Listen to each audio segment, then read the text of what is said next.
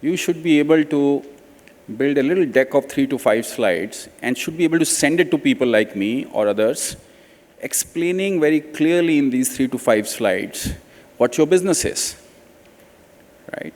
Not more than 5, not less than 3, or you could also write 100 words about yourself. I'm fine with that. So I very strongly recommend that you build that document for yourself, and it will also help you understand very clearly what you're really delivering. And finally, you should prepare a 20-slide deck, which could be 15 or 20, it could be 10. That you should use when you get an opportunity of an hour with an investor or a group of investors. So typically when you meet with a group of investor, I always keep 1 hour slots. This is how the meetings are in Investing Words today structured, 1 hour. And you should structure that meeting in such a way that you are speaking not more than 20 to 30 minutes. That means your slide deck should never be more than 20 slides. You should be able to finish your pitch and run through the slides in 20 to 30 minutes so that you can have a conversation, because you are also interested to hear other person's point of view. See whether he's interested, he has some feedback to give you, he has some follow-on questions to ask to you. And in my view, most of the startups don't do that. They just have 30, 40 slides, and they're struggling to finish their deck while they're in front of someone who's interested in them, and is running out of time. So to sum up, I think your pitch should have a 30-second or 50-word description you can send to me or to anyone, or articulate and practice it in front of mirror with others. Your passion should show in your pitch. So the venture capital is not seeking to fund small-scale businesses. By its very definition and by its origin, where that money comes from, is looking for very high returns. So that money gets only excited about when you're going to have big exits. That means when you're going to build something large and nice and big.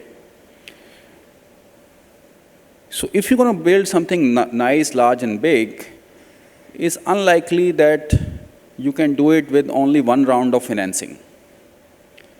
All venture-run companies invariably do multiple rounds. So if you look at the journey of a startup to an IPO, you would generally start with a little bit of your own capital, or you'll bootstrap, or you will take friends and fools money. Then you take angels and seed round. Then you go into early stage venture money, which is called Series A, Series B. Then you do pre-IPO round, private equity. And finally, you will do an IPO. And you have to understand this cycle. And you have to understand how the dynamic of the cycle works. So as an investor, I'm thinking, what would this company need to build or deliver or create in terms of value in next 12 to 18 months? Most founders don't articulate that. Your deck should articulate to me, if you come to raise seed round, that how much effort, time, money would it take you to do Series A, and to be able to excite the next round of investors, what kind of company you're going to build in what time. Most of the time when I deal with the startups, they're very fussed up about valuation, right? Valuation is a very small element of fundraising.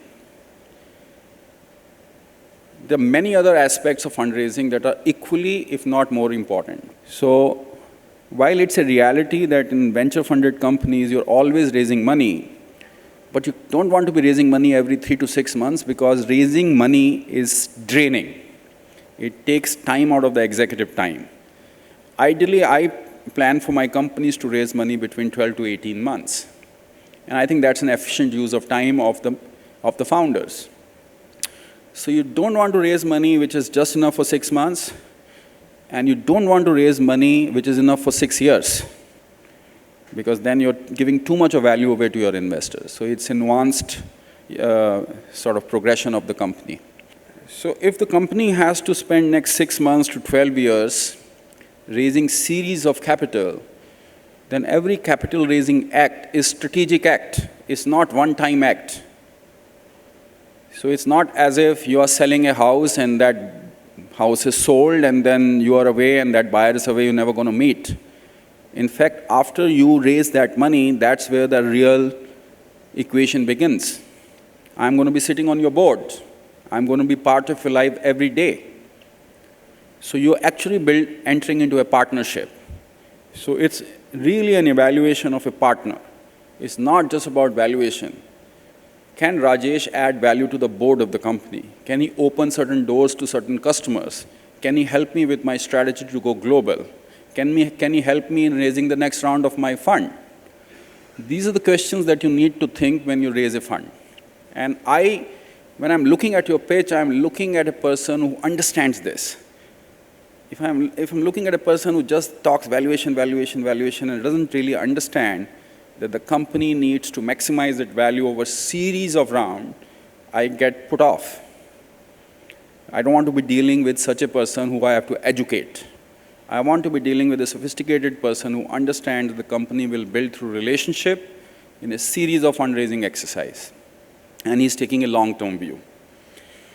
So as I said, it's not just about valuation, it's about the stake size, it's about your understanding of what would it take to do the next round, how soon, how fast, and it's about building a partnership which is lifetime with your investors and founders. It's not one-time deal that you're extracting some money from an investor.